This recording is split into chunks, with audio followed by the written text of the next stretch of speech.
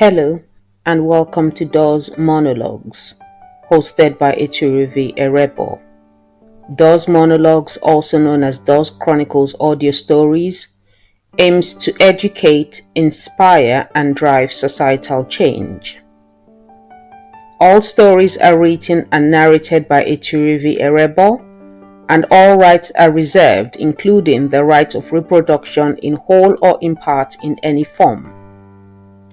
This is episode 25, titled The Gift and the Gaze. If you're listening on YouTube, please subscribe, like, and share. Thank you. The Gift and the Gaze. For as long as I can remember, I was an only child. Growing up in Lagos, I would watch other children play with their brothers and sisters, sharing secrets and squabbling over toys. I longed for that companionship, a sibling to confide in, to tease, to love. Every birthday, I would wish for a little brother or sister. But as the years passed, my hope faded. By 18, I'd stopped wishing. My parents, I suspect, had given up long before I did. It's uncertain when my parents stopped wishing and praying for more children. But I remember very vividly an event that had taken place in the days leading up to my 18th birthday. Mom and I had gone shopping to buy things for my birthday party. As we were moving around the always crowded Balogun market in Lagos, a street preacher carrying a megaphone and a Bible and evangelizing through the market came to the shop where Mom and I were trying to make a purchase, and he caught our attention. As we turned to him, he fixed his eyes on Mom and said, "Madam, God asked me to tell you that He has heard your prayers for more children, and at the appointed time He will visit you with twins." I remember that Mom laughed and then turned to me. I was holding her handbag and she asked me to pass it to her so she could give him some money. After she handed him the money and he left, she looked at me and said, "Deborah, he just wants an offering. He has no clue what he is talking about." The matter with the street preacher faded into the background, never to be discussed again. As far as I knew, my mom never mentioned it to my father either. Life carried on, and I became increasingly focused on my education. After completing my university degree, I was fortunate that my parents, who were doing well financially and eager to continue supporting me, encouraged me to pursue further studies. Without delay, I enrolled in a master's program, and following its completion, I embarked on a PhD. It was during my doctoral studies that I met Daniel, who will become the love of my life. From the very beginning, there was an undeniable connection between us, and it quickly became clear that we were meant for each other. My parents welcomed him warmly, embracing him as a son. Daniel, who had lost his parents at a young age, had relied on his remarkable intelligence to secure scholarships that enabled him to advance far in his academic journey. In time, my parents became the family Daniel had long been without, while Daniel himself became more than just a friend or colleague to me. He became a brother. Their relationship blossomed, and he truly became a part of our family. I recall a particular day when my parents, watching Daniel and me joking and bantering around the house, laughed and remarked that I finally had a brother. To add to this sense of belonging, Daniel's younger sister, Mercy, who was already married, together with her husband, became cherished members of our extended family. With Daniel and Mercy filling the roles of siblings for me, and as children to my parents, I felt certain that God had indeed blessed us and completed our family in a most unexpected way. After Daniel and I both completed our doctoral programs, we decided to get married. I was 27 and he was 29 at the time. As we were planning our wedding, my parents made a life-changing decision. They chose to leave Lagos behind and start anew in London. Their move was motivated by a desire to access better health care as they grew older and to improve their chances of living longer, healthier lives.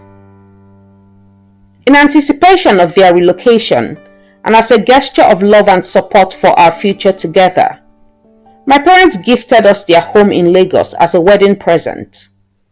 This generous act provided Daniel and me with a solid foundation as we began our married life. The year following our wedding, Daniel and I welcomed our first child, a beautiful baby girl. My parents were overjoyed by the news, but unfortunately they were unable to visit and meet their first grandchild in person. Having only recently settled in the UK, they were still adjusting to their new environment and the challenges of starting afresh in a different country. I missed my parents deeply. Although we spoke frequently and they sent countless gifts to me, Daniel, and our daughter, it was not the same as having them close by. Their absence was felt keenly, especially during such a significant time in our lives. 2 years later, I was expecting another child. This time, my parents made plans to visit Lagos for a few months, eager to reconnect with me and spend quality time with their grandchild while we awaited the arrival of the new baby. Upon their arrival, my mother began to complain of stomach pains. We dismissed her discomfort, attributing it to the stress and exhaustion caused by the long flight. Our attention remained focused on my pregnancy and the upcoming birth, unaware of the significance of my mother's complaints. I gave birth to my second child, a baby boy. The house filled with laughter and the cries of a new life. My mother tried to help, but I could see her wincing, clutching her side when she thought no one was looking. "Mom, are you okay?" I asked one evening as we sat together while I nursed my son and she fed my daughter dinner. She waved me off, forcing a smile. "It's nothing, Deborah. Just old age catching up with me. You focus on your baby." 3 weeks later, I found her doubled over in the kitchen, tears streaming down her face, sweat beading on her forehead. "Mom," I cried, panic rising in my chest. "We're going to the hospital, now." She tried to protest, but I wouldn't hear of it. I left the babies with Daniel and Dad and I took Mom to the hospital. At the hospital, the doctors rushed her in. I paced the waiting room, my heart pounding, fear clawing at my insides. My father sat in silence, his hands trembling. After what felt like an eternity, a nurse appeared, her eyes wide with disbelief. "Congratulations," she said, almost breathless. "Your mother has given birth to twins, a boy and a girl." I stared at her, stunned. "That's not possible. She's my mother." The news left me speechless. My mother, at 62, had just given birth, and my father, 64, looked every bit as stunned as I felt. Although they remained close and still shared a physical relationship, I had always assumed that Mom had long since entered menopause. It never crossed my mind that pregnancy was even a remote possibility at her age. Glancing at Dad, I could see his shock mirrored in his wide eyes and slack jaw. Clearly, this revelation was as much a surprise to him as it was to me. He certainly hadn't anticipated becoming a new father again at this stage in life. Yet, the truth was undeniable. Mom had indeed given birth to twins, just as the nurse had announced. Dad and I hurried to her side, where she sat cradling the tiny infants, her expression a mixture of exhaustion, joy, and disbelief. Overcome with emotion, tears streamed down my face as I took in the sight of my mother with the newborns. Dad too approached quietly, his face etched with both shock and awe as he gazed at the babies. Their arrival was as unexpected for him as it was for the rest of us, marking a moment that none of us would ever forget. Mom, how? Why didn't you tell me? She smiled weakly, gently cradling the tiny bundles. I didn't know, Deborah. I thought it was just pain. My body has been feeling off for months, but I attributed it to hormonal imbalances. Life is full of surprises, isn't it? A wave of emotion crashed over me. I found myself both laughing and crying at the same time. I wrapped my arms around Mom, holding her as gently as I could, afraid to squeeze too tightly after everything she had just been through. The doctors were just as taken aback as we were. Their astonishment mirrored our own. None of us had the faintest inkling that this was even possible, let alone imminent. It was as if the world had turned upside down in the space of a few heartbeats. Suddenly, at the age of 30, I had siblings, a wish from my childhood granted at last, though in a fashion I could never have foreseen, and certainly not on the timeline I'd imagined. The dream I'd nursed for years had come true, but its arrival was nothing like I'd ever pictured. As soon as word got out that my mother had given birth to twins at 62, the whispers started. The news traveled quickly. Neighbors, family members, church members, and friends all found something to say. Even within the new community that Mom and Dad had joined in London, people were soon discussing the event. Whether the comments were shared openly in our presence or spoken quietly behind closed doors, it seemed impossible to escape all that was being said about moms having babies at her age. Every remark, whether supportive or critical, somehow reached us, and the sense of scrutiny grew with every passing day. Have you heard? She's had babies again, at her age. Honestly, what was she thinking? She should be helping her daughter with the children, not having more of her own. Her grandchildren are older than her twins. Imagine the confusion at family gatherings. Unplanned, surely. How could she let this happen? I had to see her nursing those babies to believe it. It's not right. She's supposed to be a grandmother, not a new mother. She may believe she has given her daughter siblings, but all she has really provided are additional children to care for in the near future. At 62, how much longer does she have? Some people just don't know when to stop. It's irresponsible if you ask me. I can't believe that in their 60s, she and her husband are still engaging in sexual activity, like newlywed couples, instead of focusing on their grandchildren and health. In their 70s, when they should be resting, they will rise early to take children to school. And you call that a blessing? God forbid. I heard their words, some spoken behind closed doors, and other times carelessly tossed around in the streets, at the market, or in church.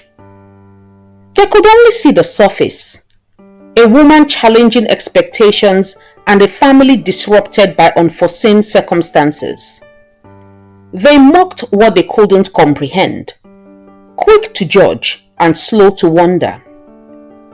To them, my mother's pregnancy was a scandal, a mistake, a sign of irresponsibility, They could not fathom how a woman who should be a grandmother was now a mother again, her newborns younger than her grandchildren.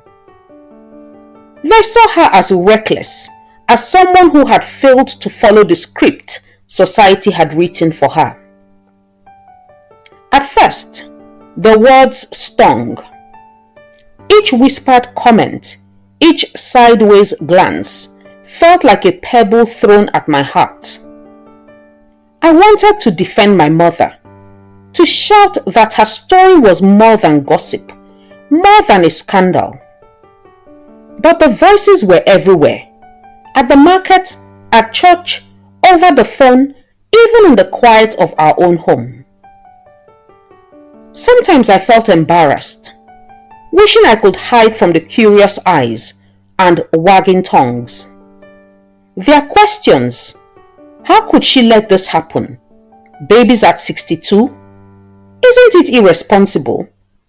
Echoed in my mind, making me doubt the joy I felt at finally having siblings. I worried about what my friends thought, about how my children would be treated, about whether our family would ever be seen as normal again.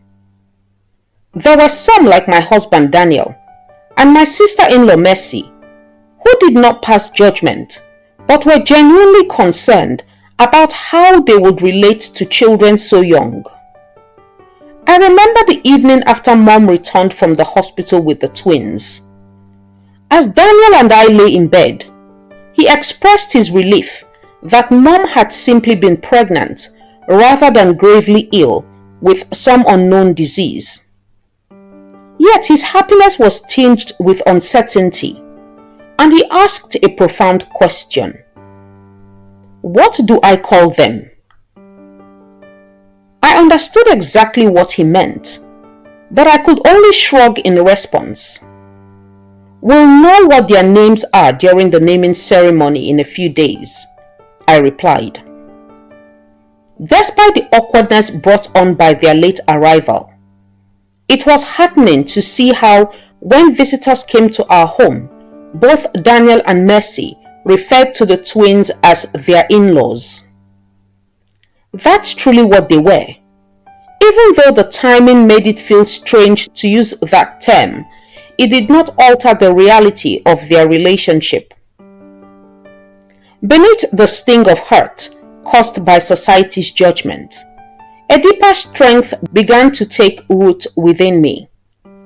Watching my mother gently cradle her newborn twins, her exhaustion clear, yet her face illuminated with radiance, I came to a powerful realization. Our story did not belong to others for their gaze and judgment. The sheer wonder of their arrival, so utterly unforeseen and so perfectly timed, was a gift that no amount of gossip could diminish. My longing for siblings, carried for years, had been answered in a way that defied all logic. I resolved not to let shame rob me of the happiness these moments brought. Gradually, I learned to let people talk.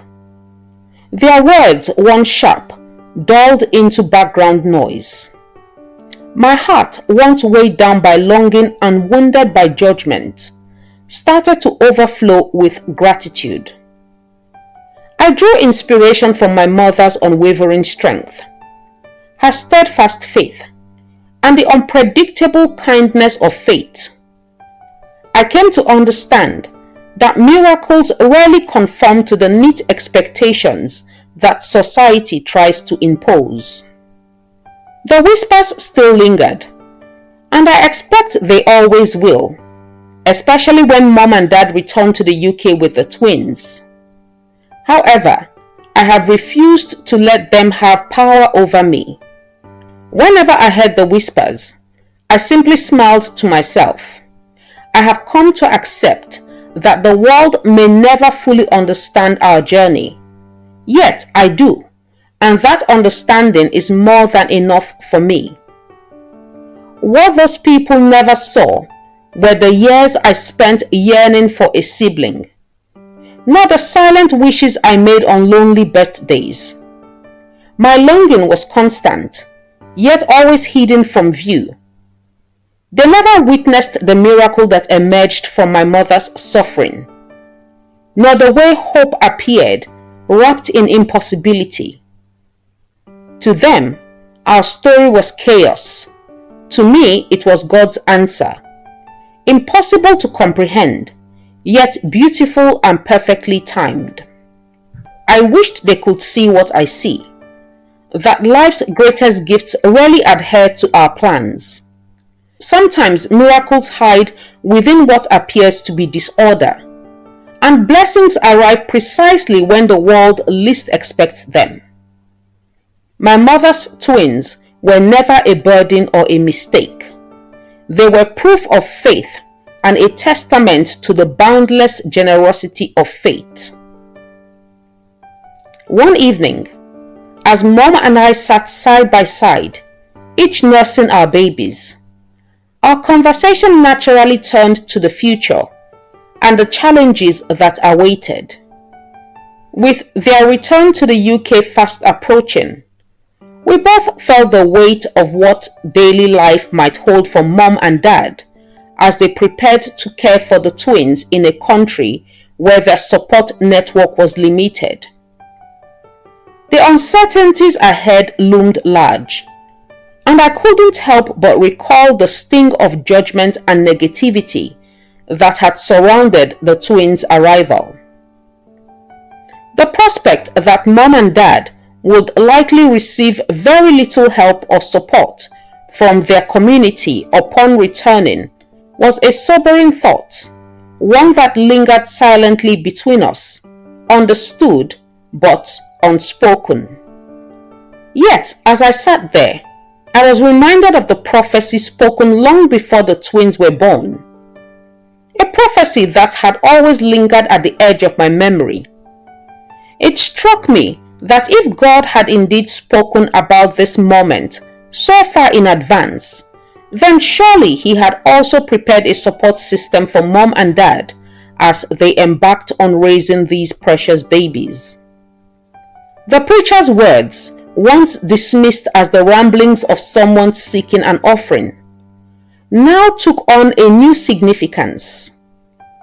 I wondered whether Mom remembered that preacher, as we had never spoken about him since, even though the twins' very presence was a living testament to the truth of his words.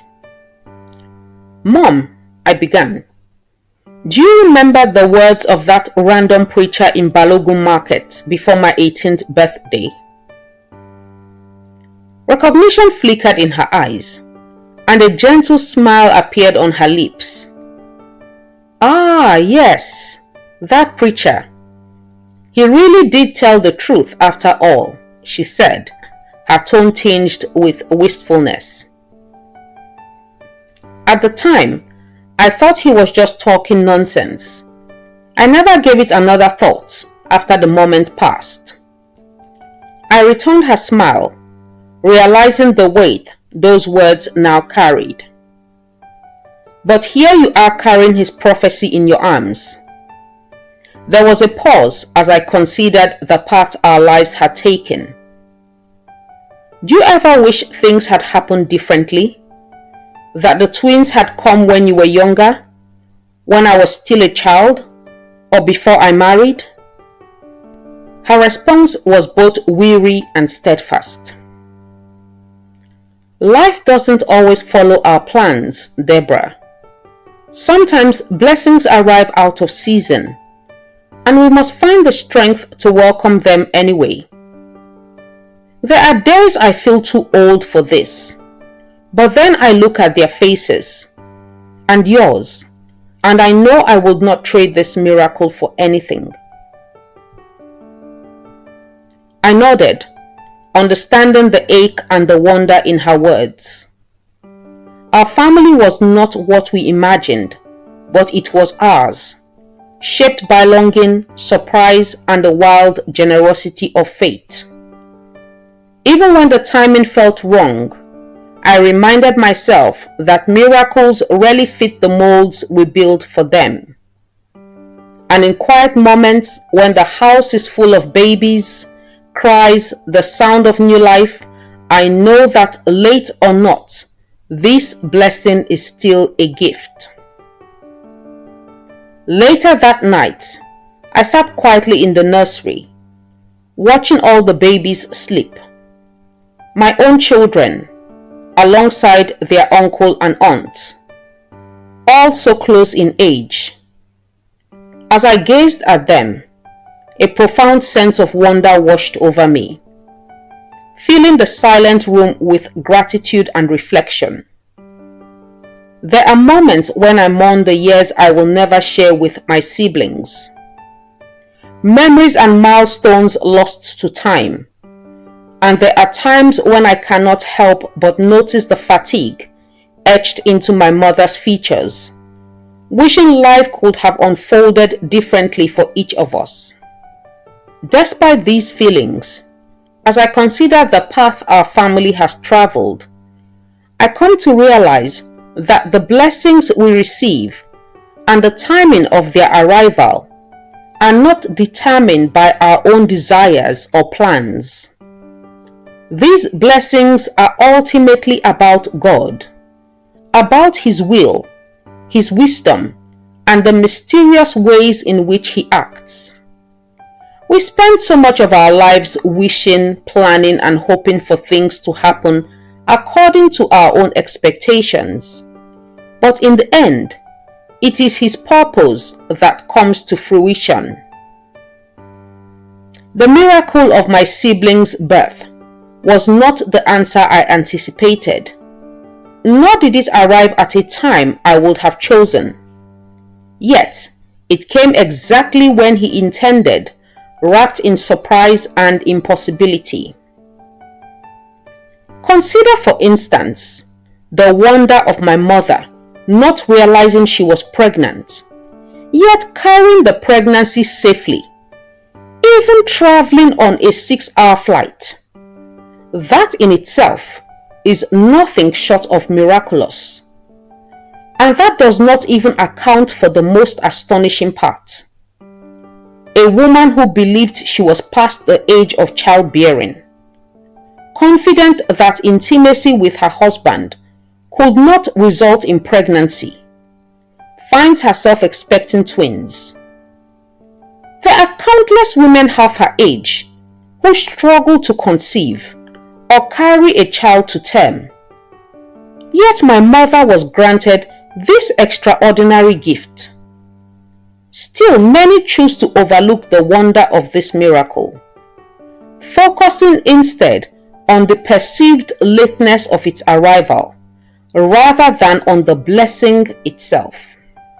What I have come to believe is that faith means trusting not only in the gift, but also in the giver. It is the conviction that His timing is always perfect, even when it does not align with our personal hopes or carefully made plans. In the end, the blessings God chooses to bestow and the timing of those blessings are about Him and His will, not our desires. In accepting this truth, I have finally found a sense of peace. The end. Ladies and gentlemen, we have come to the end of episode 25 of DOZ Monologues. DOZ Monologues will return next week with another episode. If you enjoyed this episode, please leave your comments and subscribe, like, and share if listening on YouTube. To contact me, please visit my website eturuvieerebor.com or email me at eturuvie@eturuvieerebor.com. I invite all story lovers to explore my novels and novellas available on Amazon and Google Books. For audiobook enthusiasts, they are also on Audible. Thank you for listening. I am your favorite storyteller, Eturuvie Erebor, and I'll be here next Friday with another story.